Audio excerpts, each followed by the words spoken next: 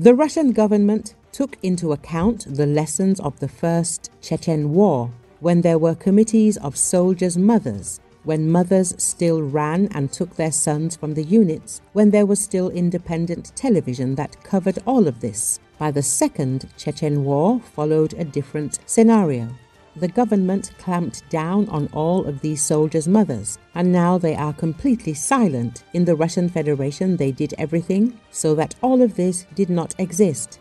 Glavred media outlet says, the second point, the Kremlin has come up with a trick that we often forget about. For example, conscripts were sent to the First Chechen War, and the mobilization of 18-year-old boys was a slippery subject. In this war, Russia uses so-called contract soldiers.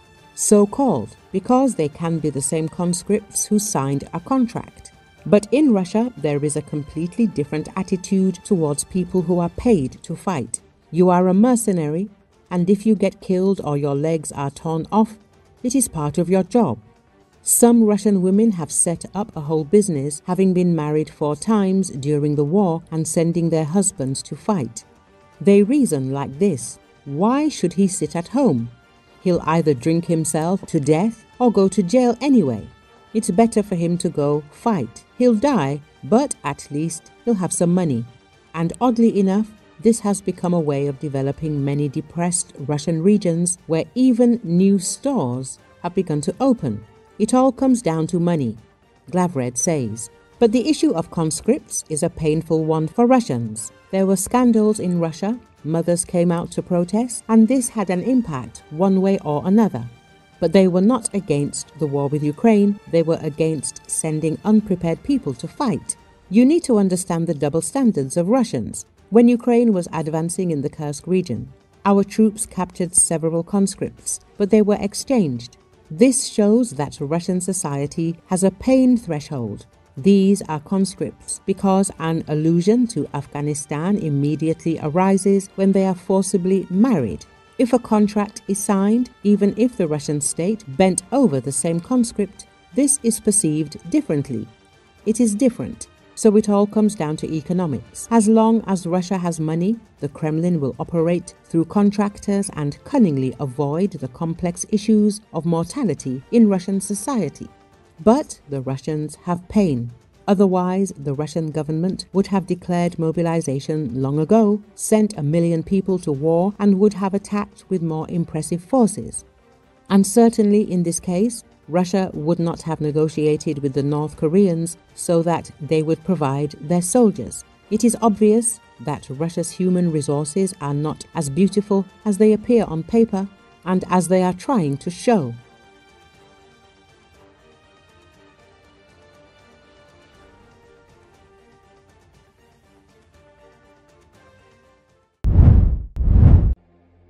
Israel's military confirms it undertook strikes in Iran's capital Tehran on early Wednesday, saying more than 50 fighter jets took part in the operation.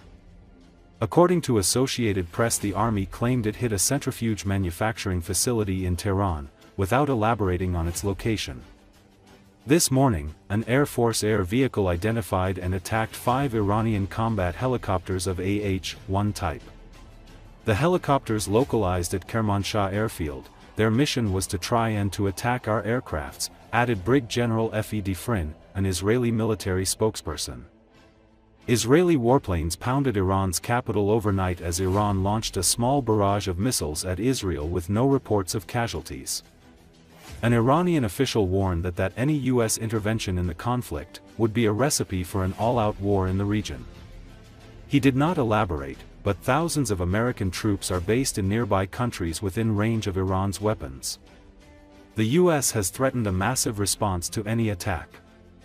Defrin added that in the Gaza Strip, we are strongly fighting according to a structured plan with 4 divisions. In the past 24 hours alone, the IAF, guided by the Southern Command and the Intelligence Directorate, struck over 75 targets. Israel's military campaign since October 2023 has killed over 55,300 Palestinians, more than half of them women and children, according to Gaza's health ministry. Its count doesn't distinguish between civilians and combatants. Israel launched its campaign aiming to destroy Hamas after the group's October 7, 2023, attack on southern Israel, in which militants killed around 1,200 people, mostly civilians, and taking another 251 hostage. The militants still hold 53 hostages, fewer than half of them alive, after most of the rest were released in ceasefire agreements or other deals. הלילה מטוסי קרב של חיל האוויר, בהכוונה מודיעינית מדויקת, השלימו סדרת תקיפות נוספת בטהרן. בהתקפה הנרחבת השתתפו יותר מ-50 מטוסי קרב. היא נמשכה מעל 3 שעות וכללה 3 גלי תקיפה.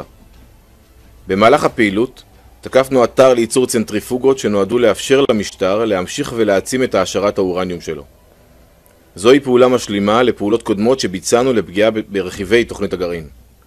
הבוקר, כלי טיס של חיל האוויר זיהה ותקף 5 מסוקי קרב איראנים מסוג AH-1. המסוקים הותרו בשדה התעופה בקרמנשה. משימתם הייתה לנסות ולפגוע בכלי הטיס שלנו. יש לנו מטרה ויעדים ברורים. הסרת האיום הקיומי מעל מדינת ישראל, פגיעה בתוכנית הגרעין על כל מרכיביה ופגיעה משמעותית במערך הטילים. אנחנו פועלים על פי תוכנית סדורה, ונמשיך לפעול עד להשלמת כל יעדינו. כוחות צה"ל ממשיכים לפעול בכל זירות הלחימה.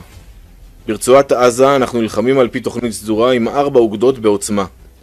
רק ביממה האחרונה חיל האוויר בהכוונת פיקוד הדרום ואגף המודיעין תקף מעל 75 מטרות. צוותי הקרב החטיבתיים מחסלים מחבלים בקרבות עזים, משמידים תשתיות טרור ותשתיות תת-קרקעיות. המשימות שלנו ברורות. צה"ל פועל בכל זירות הלחימה כדי להגן על מדינת ישראל ואזרחיה.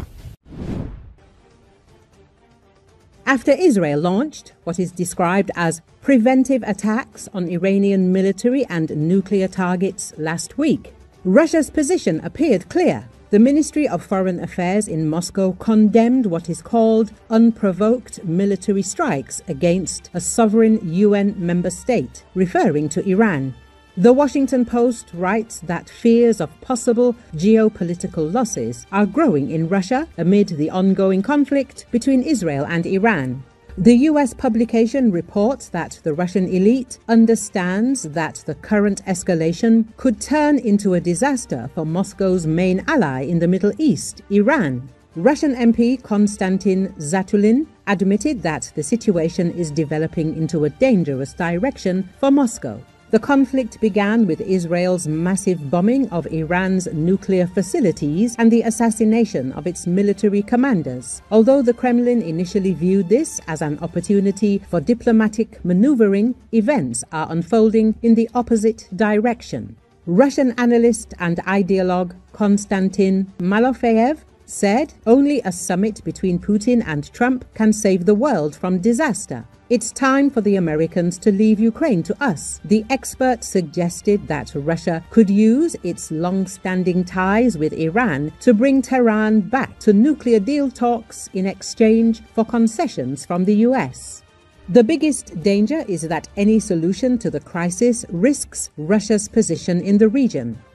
If Netanyahu can bring about regime change in Iran, the new government is unlikely to be as friendly to Moscow as the current Iranian regime. Even if the regime withstands the attacks, a nuclear arms race will begin in the Middle East, which is not in Russia's interests. It is difficult to imagine Russia winning here. Against the backdrop of losing positions in Syria, Iran's defeat would be an even greater blow. Of course, Russia should be friends with Iran because, in politics and in life, everything is very simple.